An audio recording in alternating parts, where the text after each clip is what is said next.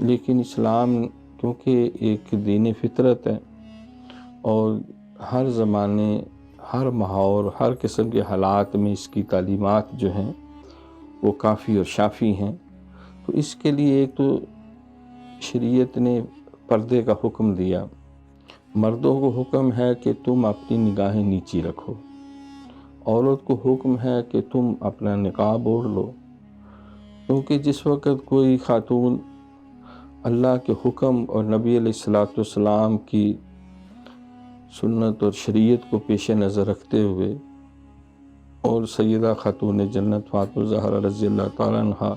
ان کی پاکیزہ سیرت کو اپنے لیے مثالی اور آئیڈیل بناتے ہوئے باپردہ اپنے گھر سے نکلتی ہے، تو اللہ تعالیٰ کے فرشتے بھی اس کی حفاظت پہ معمور ہوتے ہیں، اور کوئی غلیظ، کوئی پلید، کوئی ترسائی ہوئی، للچائی ہوئی گندی نظر جو ہے اگر کسی طرف سے اس کی طرف جائے بھی